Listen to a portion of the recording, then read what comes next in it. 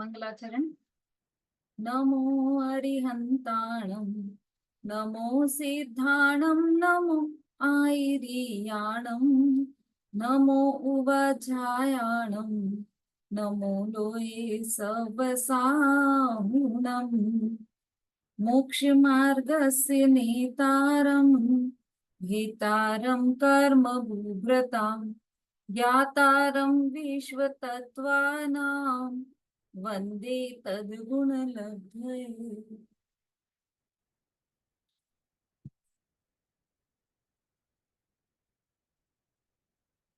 तत्वार्थ सूत्र जी ग्रंथ है और इसका दूसरा अध्याय हमारा चल रहा है, जिसमें हमने अभी अभी विग्रह गति की चर्चा की थी और अब कल से हमारा जन्म पर आधारित यह प्रकरण प्रारंभ हो गया है।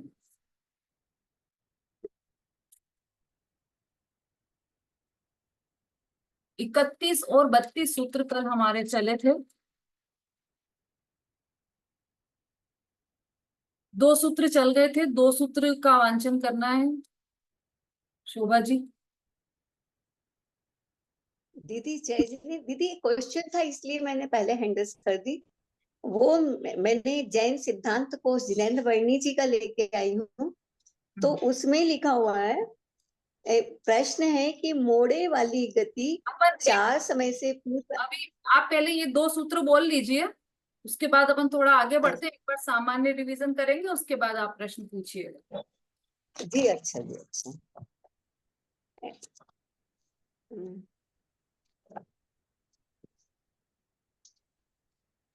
सम्मूर्छन गर्भोपादा जन्म सचित शीत समृता सेत्रा मिश्राश्चैकस तद योन्यः। बहुत बढ़िया, फिर से बोलिए दोनों सूत्र। सम्मूर्छन गर्भोपादा जन्म सचित शीत समृता सेत्रा मिश्राश्चैकस तद योन्यः।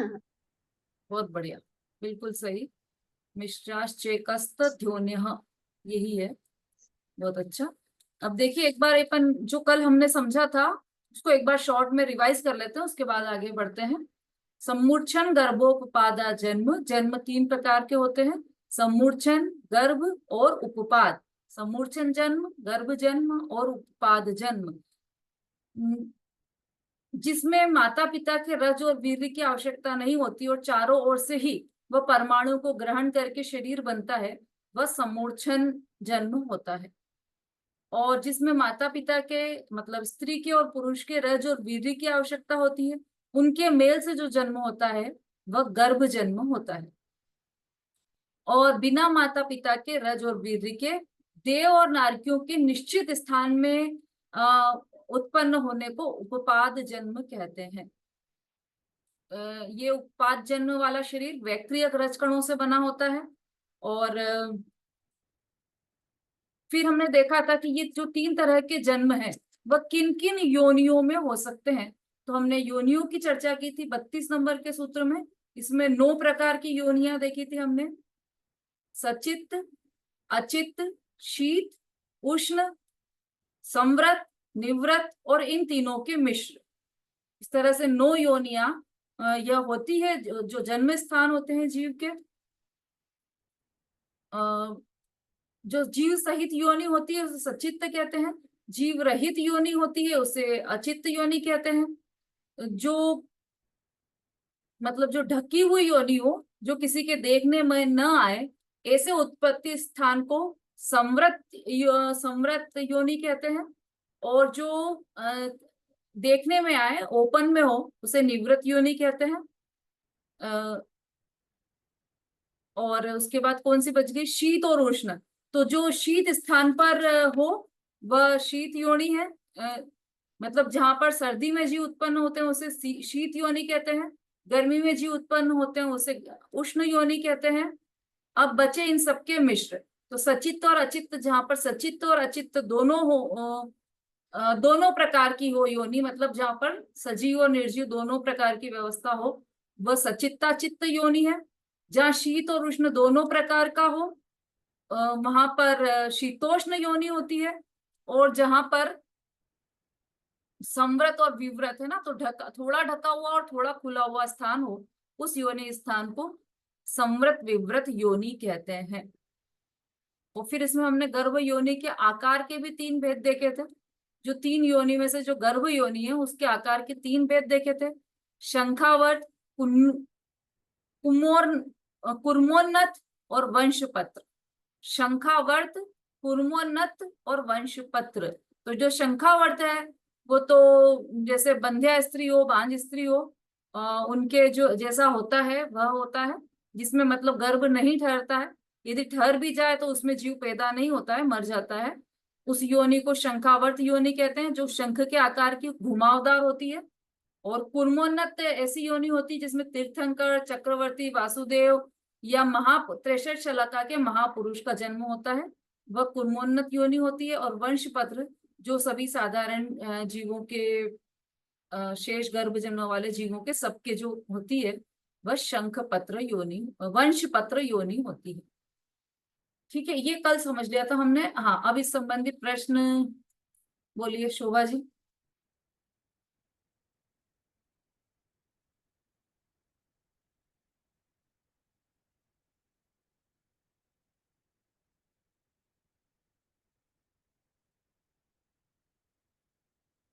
नहीं, आपका अनम्यूट नहीं हुआ है शोभा जी। हाँ, अब दीदी बोलिए। अब आवाज आ रही? हम्म। मोड़े वाली गति, ये प्रश्न है दीदी। मोड़े वाली गति 4 समय से पूर्व अर्थात 3 समय ही क्यों होती है, चौथे समय में क्यों नहीं होती? तब उनका आंसर है, निकृष्ट क्षेत्र में उत्पन्न होने वाले जीव को सबसे अधिक मोड़े लेना पड़ते हैं, क्योंकि वहां अनुपूर्वी से अनुश्रेणी का अभाव होने से इशु गति नहीं हो पाती। अतः यह जीव निकृष्ट क्षेत्र को प्राप्त करने के लिए 3 मोड़े वाली गति का आरंभ करता है। यहाँ इससे अधिक मोड़ों की आवश्यकता नहीं पड़ती, क्योंकि इस प्रकार का कोई उत्पाद क्षेत्र नहीं पाया जाता है। अतः मोड़े वाली गति 3 समय ही होती है, चौथे समय में नहीं होती। हम्म। ठीक है। हाँ, इसमें कोई तो प्रश्न? हाँ, इन्होंने ये बताया है कि जैसे ये 3 मोड़े वाली जो होती ना, तो निकृष्ट क्षेत्र में उत्पन्न होने वाले जीवों को सबसे अधिक मोड़े लेना पड़ता है, इसमें ये दिया हुआ। हाँ, ठीक है, ऐसा हो सकता है। और भी किसी? ये है जिनेन्द्र वाहिनी जी का है, जैनेन्द्र सिद्धांत कोश। हाँ, ठीक है, ठीक है। हाँ, उनका बहुत अच्छा ज्ञान था। हो सकता है कि ये उन्होंने सब में से पढ़ के निकाला होगा। हाँ, ठीक है। हाँ, तो ठीक है, ऐसा ही होगा फिर, कोई दिक्कत नहीं है उसमें। आरती जी बोली। दीदी मेरे को ये समझ में नहीं आ रहा, मतलब ये सचित योनि है और ये तो मतलब जीव जीव सहित योनि, मतलब कैसे, एक उदाहरण से थोड़ा समझा दीजिए, ये सचित अचित का समझ में नहीं आया मेरे। अरे, ये बताया था ना कल, जिसे माता हम्म। के उदर में उसका जन्म हुआ है, पुत्र का जन्म, हाँ। तो वो कौन सी योनि है? तो सचित्ता चित्त है, क्योंकि वहां पर जीव भी है। जीव है ना, माता तो जीव है, चेतना सहित है माता। हाँ। और वहां पर रुधिर, हम्म। मांस वगैरह ये सब है, इसलिए अचित्त भी है, तो सचित्ता चित्त योनि कहलाएगी वो, है ना। और देखो इसमें अच्छा। भी दिया और है जो चित्त का। सम्रत विप्रत दीदी? समृत तो मतलब ढकी हुई, ढका हुआ स्थान जो हो, हाँ। वो वहां पर जीव पैदा हो जाए तो वो समृत योनि है। और विव्रत मतलब खुले स्थान में, जैसे काई है, तो काई उत्पन्न हो जाती है तो वो विव्रत योनि। मतलब खुला सामने दिखे अपने को। हम्म। पढ़ती हूँ और जी। हाँ, संगीता जी बोली। जय जयेंद्र दीदी, ये इसमें जो दीदी शंखावर्त योनि का आया ना कि उसमें गर्भ नहीं रहता, फिर गर्भ हाँ, नहीं रहता तो फिर वो योनि कैसे? योनि तो बनी हुई है पर उसमें गर्भ ठहरता नहीं है। अच्छा, आ तो ठहरता नहीं। सकता है, हाँ, जीव मतलब उसमें गर्भ स्थान में आ सकता है, लेकिन आएगा तो वहां पर जीवित नहीं रहेगा, फिर थोड़े थोड़े टाइम रहेगा और फिर मृत्यु को प्राप्त हो जाएगा, क्योंकि वो वैसी योनि है।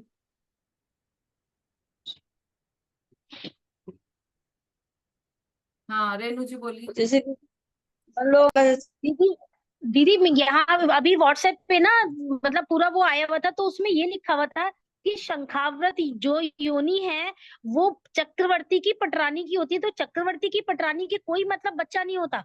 हाँ बिल्कुल ऐसा ही है, चक्रवर्ती की पटरानी के कोई बच्चा नहीं होता। देखो ये तो अपने ठीक है दीदी। जनागम में बहुत इसका डिटेल आया है।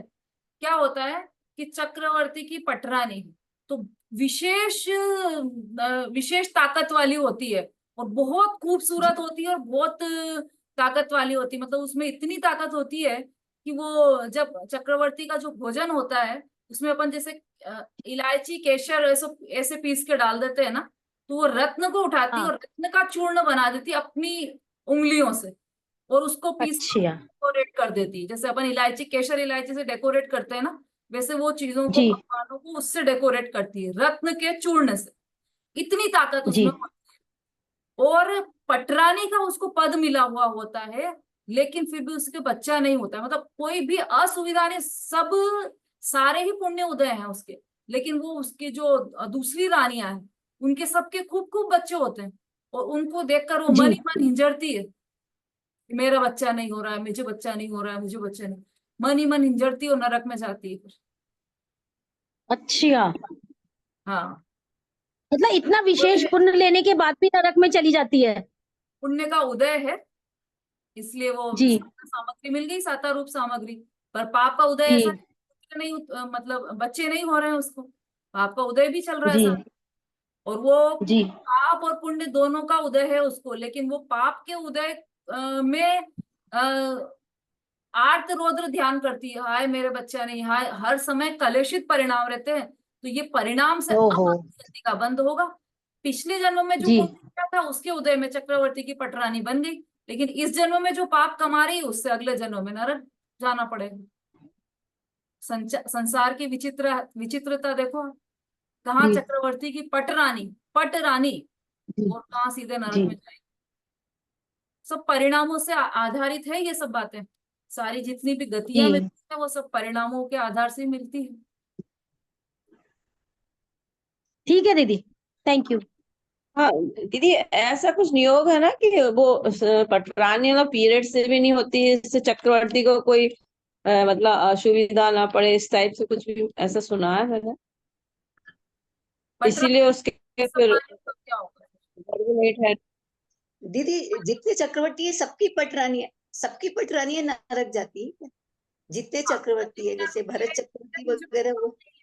पर मेरे विचार में ऐसा ये स्कोर पढ़ना पड़ेगा कि हर चक्रवर्ती की है या नहीं, पर जितना मेरे सुनने में आया है क्योंकि कि ऐसा होता है। भरत चक्रवर्ती वगैरह हुए तो सबकी पटरानियां क्या नरक ही गई ना, मुझे पूछना था। अब पटरानी के नाम याद है क्या आपको?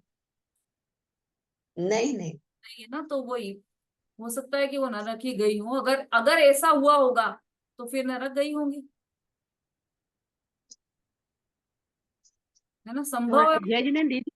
हाँ बोलिए। हाँ, मैंने सुना है कि उनको मान बहुत रहता है कि मेरा पति चक्रवर्ती है इसलिए नरक जाते हैं। हाँ पर उसकी वो शंखावर्त योनि होती है, और वहां पर कारण जो भी रहा हो सब मिलके भी हो सकता है, मान भी हो, क्रोध भी हो, हाँ, मान ज्यादा रहता है आठ रोज, मैंने। हाँ ये हो, इस कारण वो नरक जाती है फिर। हाँ, चलिए ये हो गया। इस संबंध में और कोई शंका है किसी को?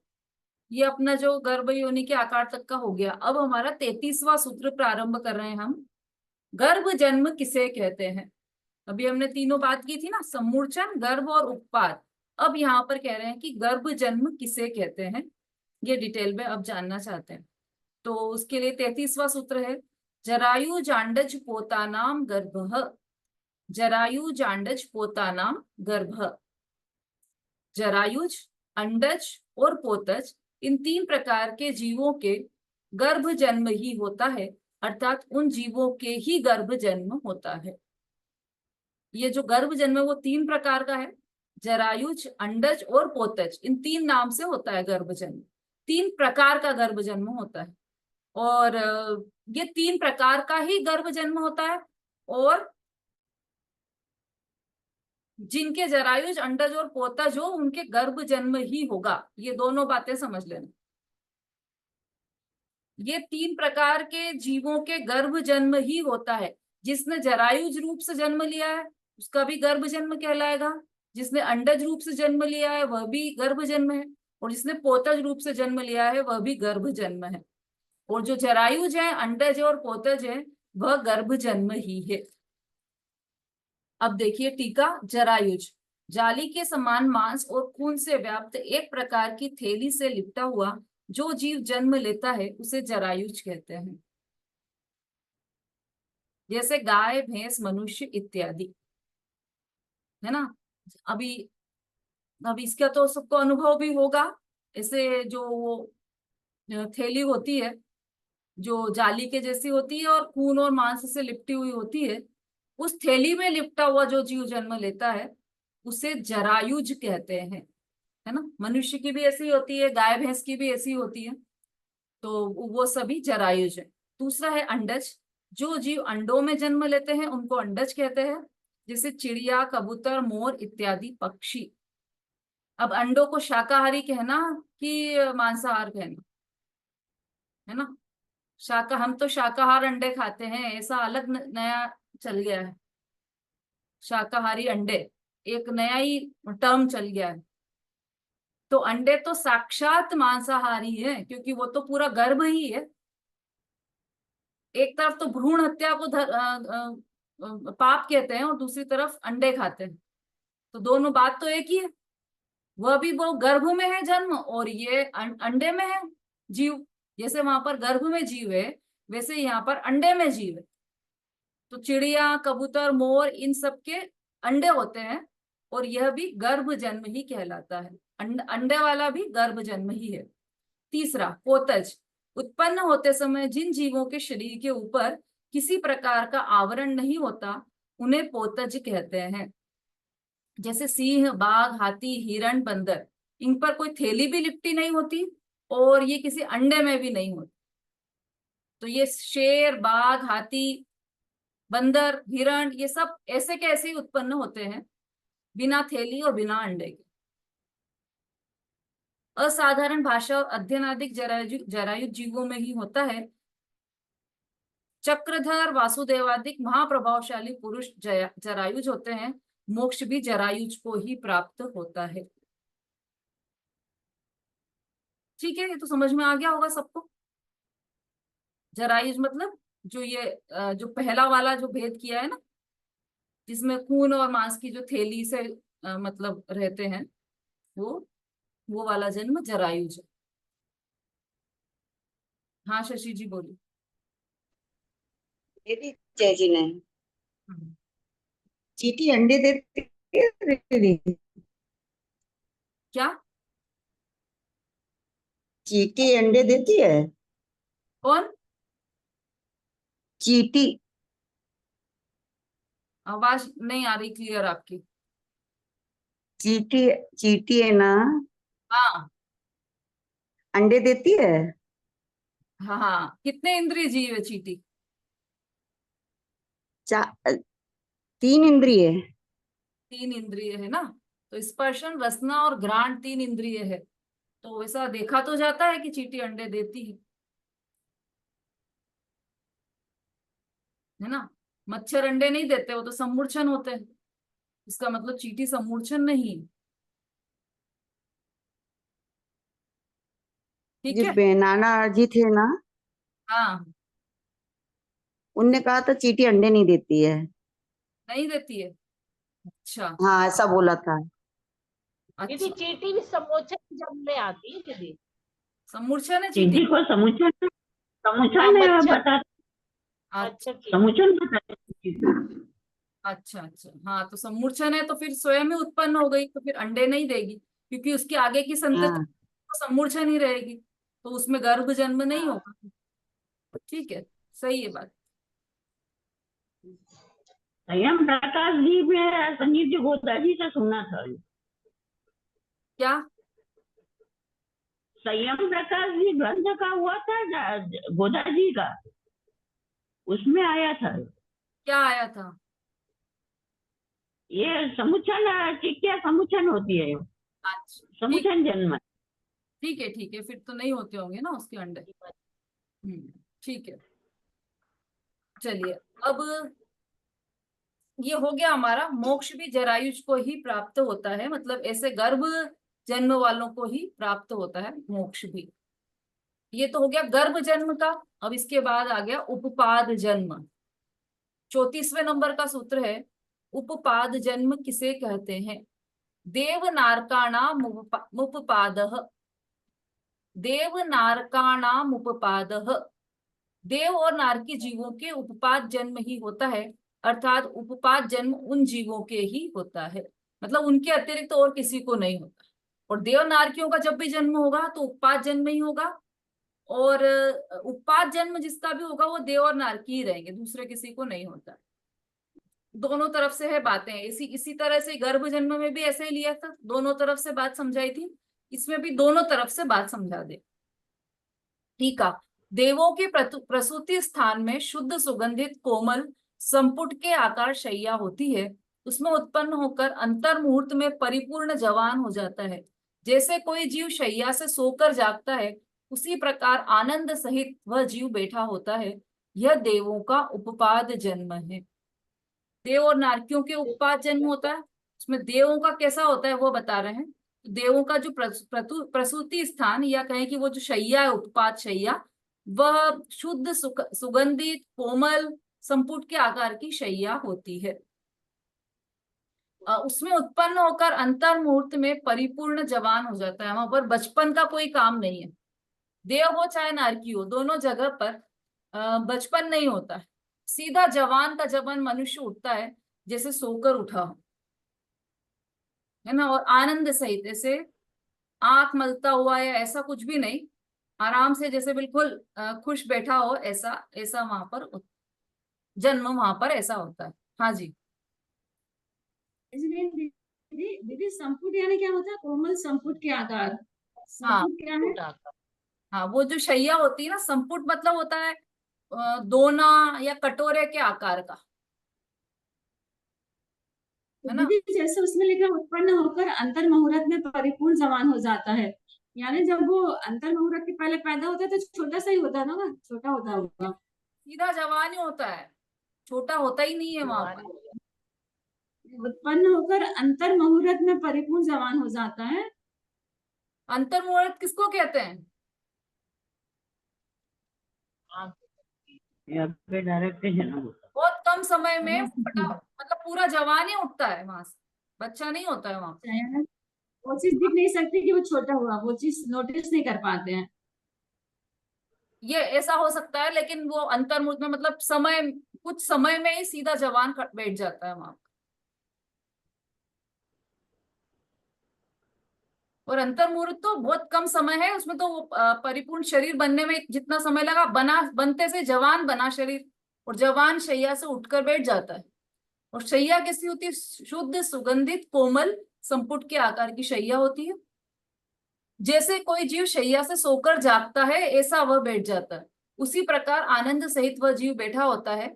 यह देवों का उपपाद जन्म है। ये तो देवों का है। अब नारकियों का कैसा होता है? नारकी जीव बिलों में उत्पन्न होते हैं, बिल बने होते हैं नरक के।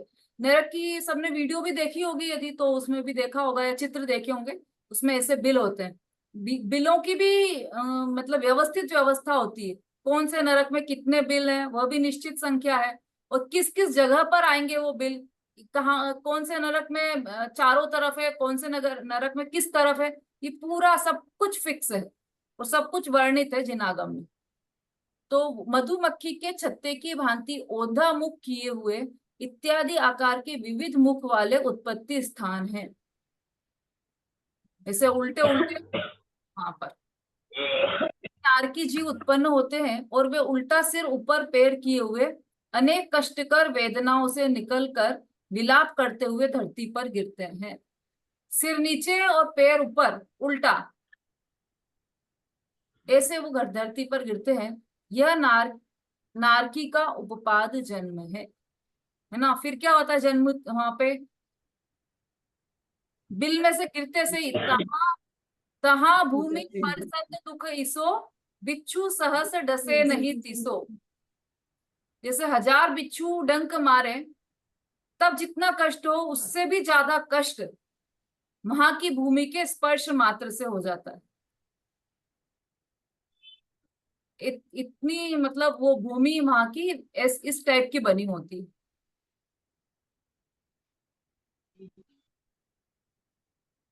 इसके आगे का वर्णन और जानना हो तो फिर 6 डाला में आ जाना। क्या क्या होता है नरक में, अपन ने पहले ढाल में सब पढ़ ही लिया है कि क्या क्या हुआ है वहां पर हमारे साथ। तो वो फिर मतलब बिल से गिरने के बाद क्या क्या होता है वो पूरा वर्णन वहां पर है। अब आ जाइए 35वें सूत्र पर। गर्भ जन्म देख लिया, उपपाद जन्म देख लिया, अब कौन सा बच गया? सम्मूर्छन जन्म किसके होता है? ये आ गया उत्तर उनका शशि जी का। शेषाणाम सम्मूर्छनम, 35वां सूत्र है शेषाणाम सम्मूर्छनम। गर्भ और उपवाद जन्म वाले जीवों के अतिरिक्त शेष जीवों के सम्मूर्छन जन्म ही होता है, अर्थात सम्मूर्छन जन्म शेष जीवों के ही होता है। जिनके गर्भ और उपपाद जन्म नहीं है उन सब जीवों के सम्मूर्छन जन्म ही होता है, मतलब चौथा कोई जन्म स्थान नहीं है, सम्मूर्छन जन्म ही होगा। और सम्मूर्छन जन्म शेष जीवों के ही होता है। एकेंद्रिय से असेनी चतुरिंद्रिय जीवों के नियम से, ये आ गया उत्तर आपका।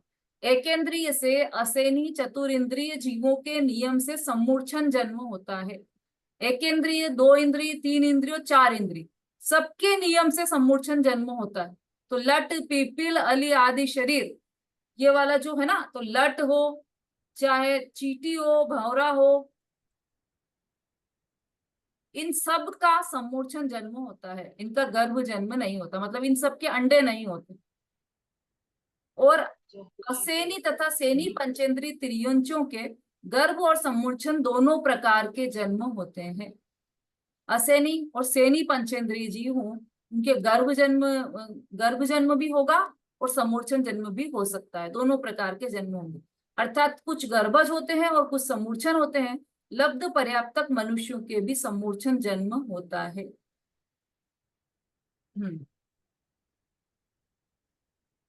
बोलिए ना। दीदी ये 34th वाले सूत्र में जो सेकंड वाला पॉइंट है उसमें लास्ट में ये दिया हुआ है कि वे उल्टे सिर ऊपर, नारकी जो है वे उस उल्टे सिर ऊपर पैर किए हुए अनेक कष्टकर वेदनाओं से निकलकर विलाप करते हुए धरती पर गिरते हैं। हाँ, तो नारकी धरती पर रहते हैं, धरती पर गिरते हैं सब। अच्छा, बेल की नरक की धरती भूमि पे गिरते हैं। हाँ, नरक की धरती पर गिरते हैं नारकी।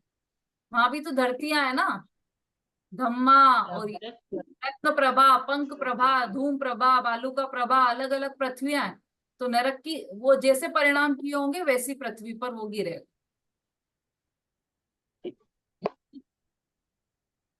लब्धक पर्याप्त, पर्याप्त, हाँ जी दी, हाँ, लब्धक पर्याप्त मनुष्यों का दीदी ये बता। लब्ध पर्याप्तक मनुष्य, देखो कल पर्याप्ति बताई थी, कितने प्रकार की होती पर्याप्ति? 6 प्रकार। कौन कौन सी? शरीर, इंद्रिय, सांसों और भाषा और मन। अच्छा, ये 6 प्रकार की पर्याप्ति होती है। इसके बाद मैंने कुछ और लिखवाया था इनके पर्याप्ति के संबंध में। आहार वर्गणाएं लिखा नहीं था। 4 में आहार वर्गणाएं होती हैं, भाषा वर्गना और काय में मनोवर्गना। हाँ, सरिता जी बोलिए। जीव की अवस्था की शक्ति की पूर्णता को पर्याप्ति कहते हैं। और एक और पॉइंट इसमें यही था कि मनोवर्गणा से बनती है, जैसे मन है तो मनोवर्गणा से बन गया। एक ही पॉइंट लिखा है दीदी इसमें मैंने। चलिए, शायद किसी ने नहीं लिखा, मैंने लिखवाया था कि जो 6 पर्याप्तियां हैं इनकी शुरुआत एक साथ होती है लेकिन पूर्णता एक के बाद एक होती है। लिखा है किसी ने?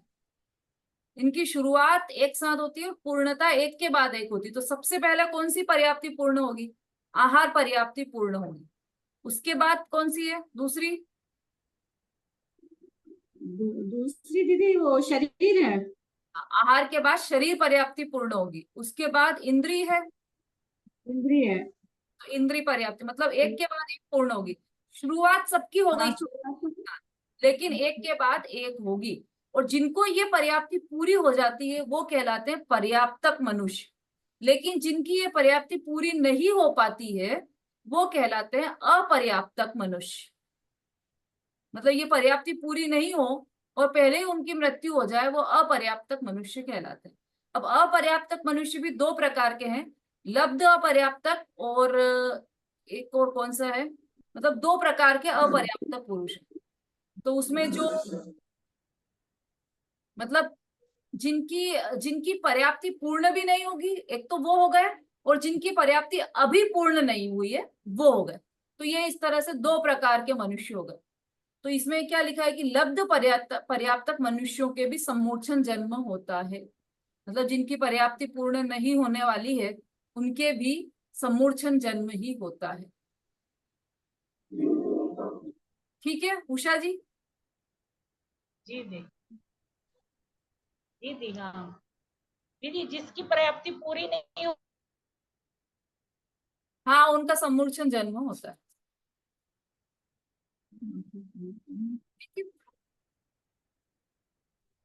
चलिए, शेषा नाम सम्मूर्छन मतलब बाकी सबका सम्मूर्छन जन्म होता है। इस तरह से दीदी ये एक में जन्म एक 6 पर्याप्त की शुरुआत एक साथ होती है पर उनकी पूर्णता क्रम से होती है। हाँ यही तो, यही लिखा है। जी दीदी वो क्रम हम भूल गए थे। हम्म, ठीक है। ठीक है। तो इस तरह से ये जन्म वाला प्रकरण हमारा पूर्ण होता है। ये कितने 5 सूत्र है ना। चलिए अब ये 5 सूत्र एक साथ कौन बोलेगा?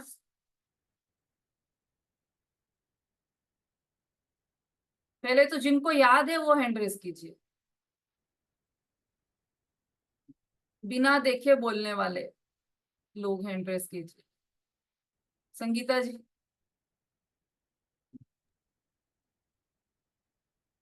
बिना देखे बोलना है।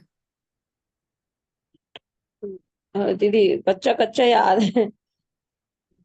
चलिए अच्छा यहाँ बोलिए। से 28 नंबर सूत्र से हम्म, विक्रयवती च संसारणा प्राक चतुर्भ्य एक सम्या विग्रह एक द्रौ त्रिवानाहारकः। एक मिनट, ये तो विग्रह गति पे पहुंच गए ना अपन। जन्म वाले बोलना है सूत्र। सम्मूर्छन गर्भोपादा जन्म सचित शीत समृता सेत्रा मिश्रा चकश तद्दो नया जरायु जांडस पोतानाम गर्भः देव नारकाणाम मुपादः शेषाणाम सम्मूर्छनम। बस बहुत अच्छा। हाँ और किसी को याद है? शोभा जी? सम्मूर्छन सम्मूर्छन गर्भोपाद जन्म सचित शीत समृत सेता विश्वास चैकस तद्योनः जरायु जांडस पोतानाम गर्भः देव नारकाणाम मुक्पादः शेषाणाम सम्मूर्छनम। ठीक, बहुत अच्छा। हाँ बोलिए अंजू जी। गर्भ सम्मोक्षम जमातम औपाधिक जन्मः सच्चता शीत संदता क्षेत्राणाम क्षेत्राणाम क्षेत्राणाम निस्सात केकस शब्दों जना केकस धोन्या जरायु जांडानाम पोतानाम गर्भः देव नारकाणाम उपादः शेषाणाम सम्मोचनम। ठीक है? नहीं सही नहीं। ठीक है, थोड़ा बीच बीच में गड़बड़ था, उसको आप ठीक कीजिएगा। हाँ और कोई?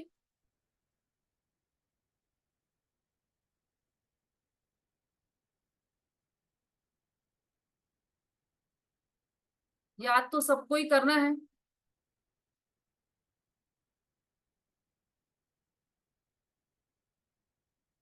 रेखा जी।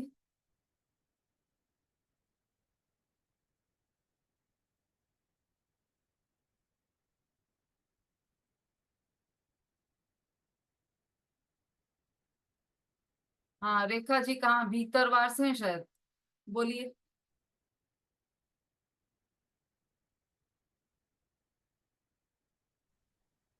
सम्मूर्छन गर्भोपादाजन सचित शीत समृतः सेत्रा मिश्राचैस् तसस्त ध्वन्यः जरायुज अंडज पोतानां गर्भः देवनारकाणाम् उपपादः शेषाणां सम्मूर्छनम्। ठीक, बहुत अच्छा।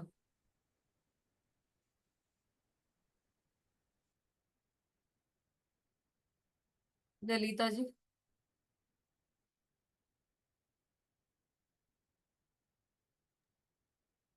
समुचनम गर्भोत्पाद जन्म सचित शीत संवृत्ता सतरा मिश्राच दोनः जरायु जांड तपो पोतानां गर्भ देवनारकाणाम् उपादः शेषाणां समुच्छनम्। बहुत अच्छा। ये वाला जो है ना 32 नंबर का, सचित शीत संवृता सेतरा